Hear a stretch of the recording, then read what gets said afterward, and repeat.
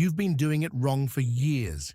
And the worst part is, nobody told you until today. Every fall, millions of gardeners repeat the same ritual. They rake, they pile, they wait.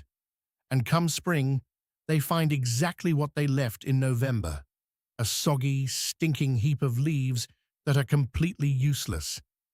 But there's a specific moment, an April afternoon with a shovel in your hand, when everything changes. A moment when you realize it wasn't you who failed. It was the method. And that method has a name, a cause, and a fix so simple, you'll be angry nobody told you sooner. Stay until the end, because what I'm about to show you will permanently change the way you look at your garden. If you're into real gardening, the kind that actually produces results without buying anything from any store, hit subscribe right now. This channel is for you. All right, let's start from the beginning. Picture this. It's 10 a.m. on a Saturday in November. You grab the rake, spend 3 hours collecting every fallen leaf in your yard, and pile them in a corner until the heap nearly reaches your waist. Feels good, right? You stare at that mountain of organic matter and think, by spring, this will be free black gold. You let the rain soak it. You let the snow crush it. You trust the process. April comes. The ground thaws. You walk out with a shovel full of hope. You peel back that top layer, gray, dry, crusty, and what's underneath stops you cold. Wet leaves, leaves that never broke down, leaves that just flattened against each other like layers of soggy cardboard, peeling off in sheets. It smells stale, swampy, cold, heavy, and absolutely useless. Because that's the moment most people give up. They bag it all up, drag it to the curb, and wonder, what did I do wrong? Nothing. You did nothing wrong. What you built wasn't a composting system, you built a preservation system. And now, I'm going to explain exactly why. When you pile whole leaves and saturate them with cold rain, you squeeze out every last pocket of air.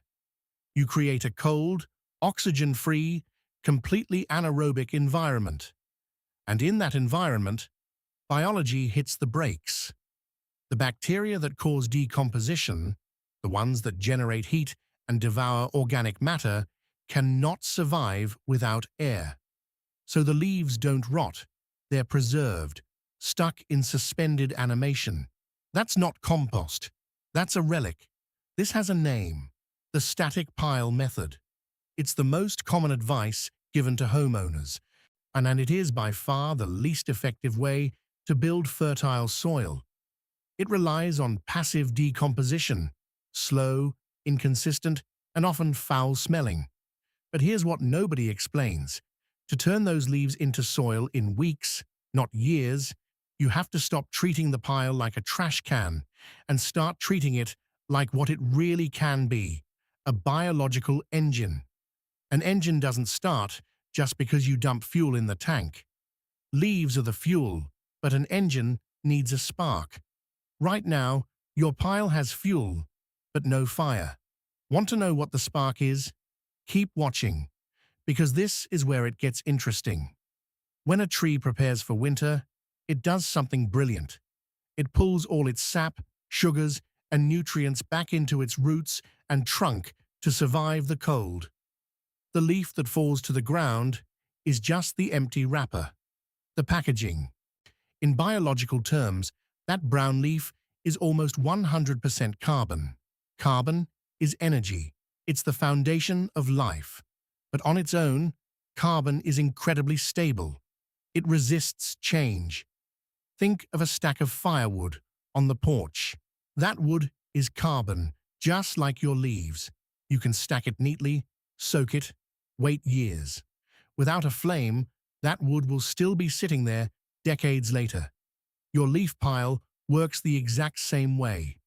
It's a cold fuel reserve waiting for a match. The match in a compost pile isn't fire, it's bacteria. There are billions of microorganisms in your own yard dying to devour those leaves. They want to break down that carbon and turn it into rich, dark humus. The problem? They can't do it on carbon alone. Imagine you have to build a house, but the only material available is wood.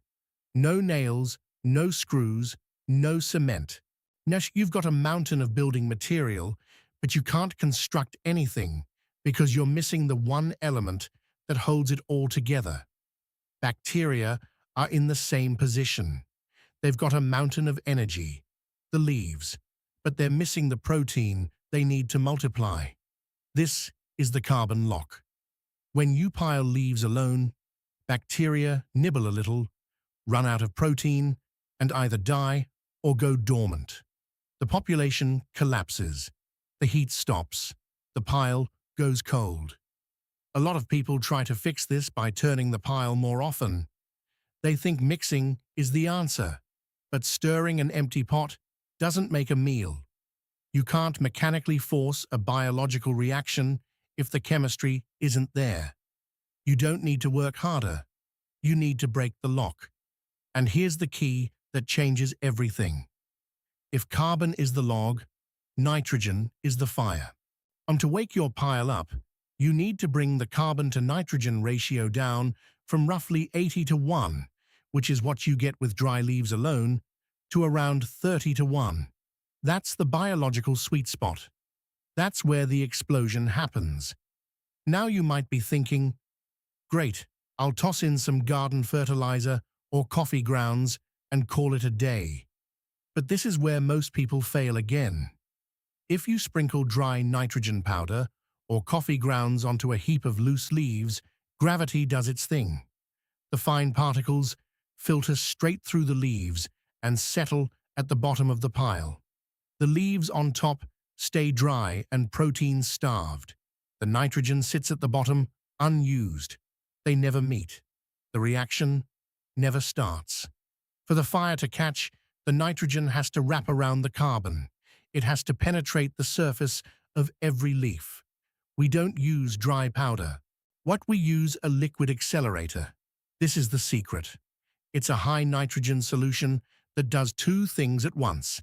It delivers the moisture the leaves need, and it feeds protein directly to the bacteria on the surface of every leaf fragment. Here's the recipe I've been using for years. It's simple, cheap, and incredibly powerful. You need a standard 5-gallon bucket, about 19 liters. If you have animals at home, use the farmstead formula. 2 shovelfuls of fresh chicken or rabbit manure. Drop them in the bucket and fill it with water. Stir vigorously until it looks like very strong, dark coffee. This is the gold standard. It's loaded with nitrogen and, most importantly, it's already alive with gut bacteria from the animal. It's a starter culture. If you don't have animals, use the urban formula. Either go to any garden center and buy blood meal or granulated chicken manure. These are extremely high nitrogen sources. Dissolve 2 cups of blood meal into your bucket of water. Stir until it's fully suspended. This liquid is your spark. It's 100% organic, extraordinarily potent, and it's the only thing that can break the carbon lock when you pour it over shredded leaves. You're not just watering them, you're marinating them in the fuel they need to burn. You're creating a habitat. But before we light that match, we need to build the chimney. And this is the part most people never even reach, because nobody explains it. You've got the fuel, the leaves. You've got the accelerator, the nitrogen liquid. But if you mix them on a plastic tarp or on concrete, you're cutting the supply line. Location matters more than any container. You don't need a perfectly built wooden composter or a fancy $50 tumbler. You just need a patch of bare soil. This is non-negotiable. Your compost pile needs a connection to the ground beneath it. It's an access point. When the pile heats up, organisms migrate upward from the soil to help process the material. When the pile cools or dries out, they retreat back into the earth. Build on concrete, and you break that cycle. You isolate the system. Find a patch of dirt or turf, roughly 4 feet by 4 feet, about 1.2 meters square. That's your stage. Now we need to talk about the leaves themselves. And this is the step that separates successful piles from useless heaps. You have to shred the leaves. I know it sounds like extra work. I know you just want to rake and be done. But you need to understand the engineering of a leaf. A leaf is designed by the tree to be waterproof. It has a waxy outer layer. Its shape is built to channel water downward, like a roof tile, directing rain toward the tree's roots. If you pile whole leaves, you're stacking thousands of tiny waterproof tarps. When you pour water or your liquid accelerator over whole leaves, it doesn't soak in. It slides off the sides. The inside of the pile stays as dry as a newspaper, and the carbon stays locked. You have to destroy that architecture. Run the lawnmower over the leaves. Do it twice if you have to. You want to turn those leaves into confetti. When you shred a leaf, 2 things happen. First, you destroy the waterproof structure. You turn a roof tile into a sponge. Instead of repelling liquid, the shredded edges absorb it. Second, you exponentially increase the available surface area. I imagine a block of ice. It takes a long time to melt. Now imagine that same block crushed into snow. It melts instantly. By shredding the leaves, you create millions of ragged edges and open veins where bacteria can enter and feed. You're turning the food into microorganism-sized bites. Do not skip this step. A pile of whole leaves can take a year. A pile of properly shredded and treated leaves can disappear in a month. Shred the leaves. Collect them already chopped. Now we're ready to build. Let's build the engine. Carry your shredded leaves and your bucket of liquid accelerator to the spot you've chosen. This is the moment chemistry becomes biology. We're not just stacking stuff. We're mixing a reaction. Think of it like building a lasagna. We're going to work in layers. And start by spreading the shredded leaves into a base about 6 inches, 15 centimeters, deep. It should be fluffy and light. That's your first layer of fuel. Now grab the bucket of nitrogen solution. Use a watering can or a smaller container to pour it out. You don't want to dump all 5 gallons at once.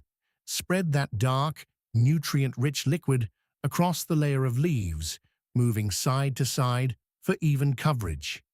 Now here comes the most important step, the one the manuals always skip. You have to get your hands dirty. After pouring the liquid, reach in and mix the leaves. You're making sure every fragment is coated with that nitrogen solution. If you find dry spots, add more liquid. If it feels too wet, toss in more dry leaves. What you're aiming for is a specific texture. We call it the sponge test. Grab a handful of the mix and squeeze it as hard as you can. If water cascades down your wrist, it's too wet. You're drowning the microorganisms. Add more dry leaves. If you open your hand and the leaves crumble apart instantly, it's too dry. The bacteria will go dormant. Add more liquid. What you want is for that handful to hold its shape when you open your fingers, like a ball of dough, with just 1 or 2 drops of water appearing between your knuckles when you squeeze. That's the perfect environment. That's the balance where air and water coexist. Once that first layer is mixed and moistened, repeat the process. Add another 6 inches of shredded leaves. Pour the accelerator. Mix by hand. Check the moisture. Keep going until you've used all your leaves. The goal is a pile at least 3 feet wide and 3 feet tall, about 90 centimeters each way. This size isn't random. A smaller pile can't insulate itself. The heat we're about to generate will escape faster than it can build up. But a pile this size has enough mass to trap heat in the core, creating a thermal feedback loop. When you're done, you shouldn't have a flat, heavy block. You should have a spongy, moist mound that holds its own shape. It's breathing. Cover it with a loose tarp or a piece of old carpet to retain heat and protect it from direct rain. But don't seal it tight. It needs to breathe. You've set the stage. You've combined carbon, nitrogen, water, and air in the exact proportions life demands. Now step back and let the microorganisms do their thing. Now we watch the clock. If you've built the pile right, shredded the leaves, nailed that moisture balance, you don't have to wait months for something to happen. You're going to see the reaction begin almost immediately. This is the 18-day cycle. Fast, hot combustion. For the first 3 days, do absolutely nothing. Just let it sit. Inside that pile, bacteria are waking up, consuming the simple sugars and nitrogen you handed them. As they eat and multiply, they generate heat.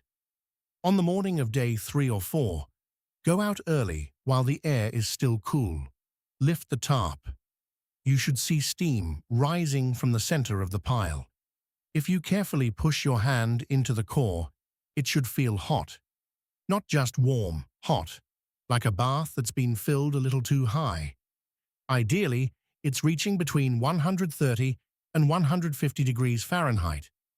That's 55 to 65 degrees Celsius. That heat is the signal. It means the system is alive. It means you're killing weed seeds and pathogens. It means the carbon is breaking down. But by day 5, that heat will start to fade.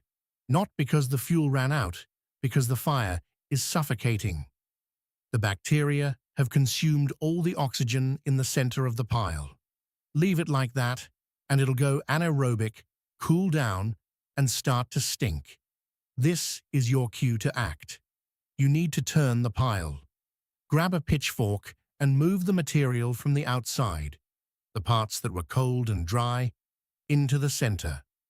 Move the hot, steaming material from the core to the outside. You're flipping the pile inside out. As you toss the material, you're fluffing it, introducing fresh oxygen into the mix. Sprinkle water lightly as you turn. The heat evaporates moisture, so you need to top it up. Do the sponge test again. Now, within 24 hours of turning, the temperature will spike right back up. The fresh oxygen acts like a bellows on the fire. You'll repeat this cycle roughly every 2 days. Turn. Water, cover, turn. Water, cover. By day 10 or 12, you'll notice a shift. The material no longer looks like shredded leaves. It's turning dark brown and uniform. The smell changes too. The sharp bite of ammonia or wet leaves fades, replaced by a deep, earthy aroma. It smells like a forest floor. By day 18 or 20, the pile will stop heating up, no matter how much you turn it. This isn't failure. This is the finish line. The thermophilic bacteria, the heat lovers, have done their job. They've consumed the easy energy. Now the pile cools, and the worms and fungi move in to finish the curing process. You've successfully started the engine. You've compressed a year of decomposition into 3 weeks. And now we reach the end of the story. Why did we start all of this? Reach into that finished pile. The material is cool now, dark, almost black. It crumbles between your fingers like chocolate cake crumbs. It holds moisture without being wet. This is what we call black gold. It is the most valuable thing you can put in your garden. When you spread this over your beds, you're not adding filler. You're inoculating your soil with life. You're returning to the earth every bit of solar energy the trees collected last summer to feed next year's tomatoes, peppers, and lettuce. This is where the real payoff lives. It's not just about getting rid of leaves. It's about independence. Every wheelbarrow of compost you produce is 10 bags of soil you don't have to buy at the nursery. In 10 plastic bags you don't have to throw away, money that stays in your pocket. But more than that, it's the peace of mind of knowing exactly what goes into your food. No mystery chemicals, no fillers, no surprises, your leaves, your effort, nature's process, full circle. Now here's what I want you to do. Don't go out this weekend and try to compost every leaf in the yard. That's how this turns into a chore instead of a discovery. Start with one pile. Find a corner. Run the mower over a patch of leaves. Mix 1 bucket of accelerator. Commit to just that first 18-day cycle. Watch it heat up. Watch steam rise on a cold morning. Turn it and watch it change. When you see that steam for the first time, when you push your hand into a heap of dead leaves and feel the heat radiating out of it, you won't need anyone to convince you of anything ever again. You'll understand the power sitting in your own backyard. You'll realize you don't need to buy fertility. You just need to unlock it. The leaves are falling. The system is waiting. It's time to light the fire. If this opened your eyes to what's hiding in your garden every autumn, smash that like button and subscribe. We're digging up the secrets other people buried. Grow your own future.